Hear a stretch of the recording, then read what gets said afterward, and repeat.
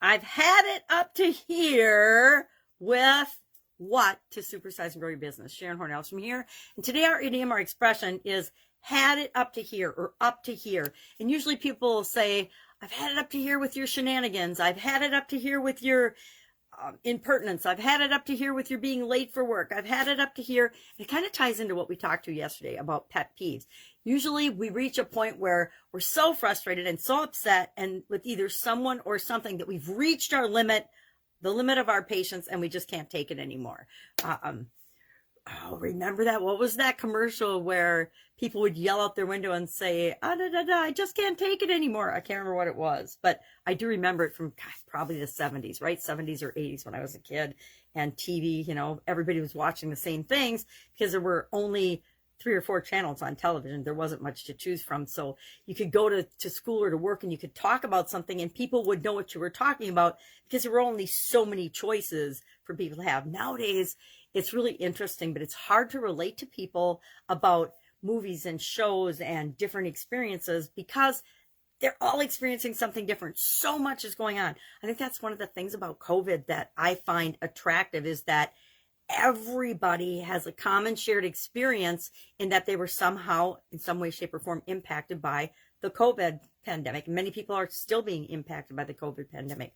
My mom and my sister in Texas both just had the new variant of COVID.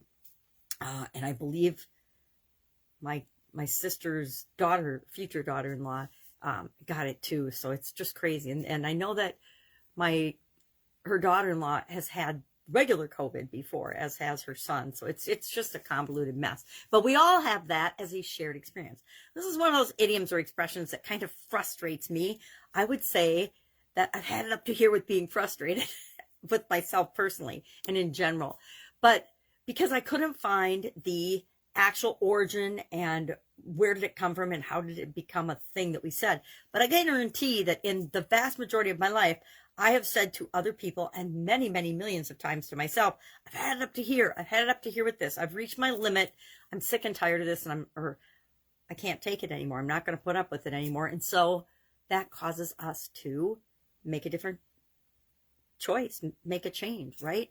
And that's part of what I've used since the beginning of the pandemic to create a challenge, a free 30-day challenge called the Get Up and Go Challenge, which I'm rolling into this year's annual challenge. So instead of doing the Get Up and Go Challenge every other month or so and sharing what I call the SOAP framework to get what you want and to solve problems and to handle change and challenges automatically, we're doing it every month as part of the annual challenge.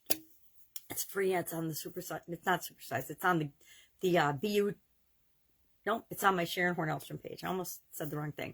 But if you want information about that, hit me up and ask, and I'll just tell you how to find it. Because I pop in every day, first thing every morning, and we talk about one thing we can do every day to improve us, to improve our life. And part of that is having frameworks and tools that we can use at the drop of a hat. We install them in our subconscious so they become automatic, and our life just works out more easily.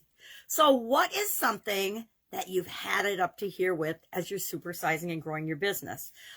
If you're a solopreneur, I remember back, wasn't a solopreneur, but was running an Italian food business, actually for 35 years, a manufacturing business. And I spent so much of my life feeling frustrated. And I was frustrated because my definition of frustration was something wasn't, and I didn't realize that till I looked into it, but something wasn't how I thought it should be right now. Now, talk about an open-ended definition to frustration, right?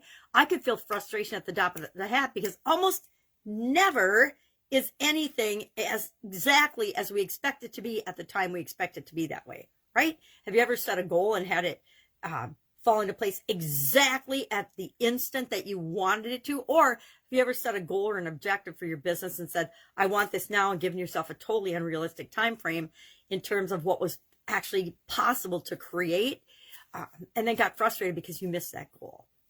I used to spend so much time frustrated in that particular business because I always expected things to be different. I probably did that in my corporate career too, but I didn't even notice. It was just my sense of urgency and trying to light a fire under people to get them to do stuff, right? So I'd had it up to here with feeling frustrated. And that's when I looked into what was causing me to feel frustrated all the time. And I changed my definition of frustration. Now, for the most part, I don't experience frustration anywhere near as often as I used to, with one exception. And I've got to change my definition on this is because it's outside of my control. When technology and things change and I'm using a piece of technology to automate a part of my business and I'm having to go back in and change that all the time, I feel frustrated by that. Now, there's solutions to that, right? I can outsource that to be someone else's responsibility to update and handle those changes and challenges in the business.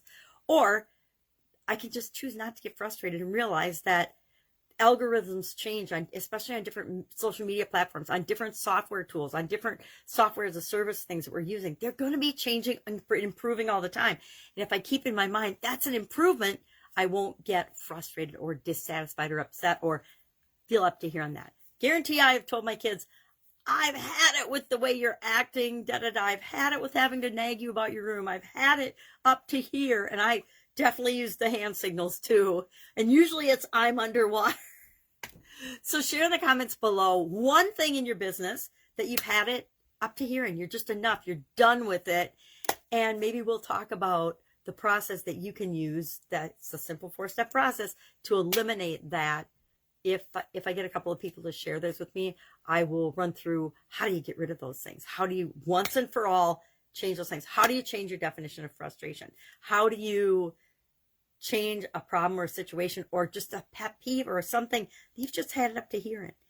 Secret usually involves changing you in some way, shape, or form. At least that's the quickest, fastest, easiest way to get what we want. All right, that's it. Have an awesome day. I'll be with you tomorrow with another interesting idiom. Hopefully we'll know where it came from and how long it's been used. I might have to find a different strategy for finding the actual origin of some of these idioms because the internet, the algorithms on Google, and I even looked at DuckDuckGo, they're so weird. It would take me hours and hours and hours to dig through all the nonsense that they feed you up first to get to the actual origin of some of these things. So sometimes I spend a few minutes on it and I'm like, okay, good enough. Don't know where it came from. But it doesn't mean it isn't a valuable one that we can use. I got to tell you what, when I would say, kids, I've had it up to here with this, they would pay attention and listen. So use it sparingly, but it is a good one. Have an awesome day. I'll be with you tomorrow. Bye.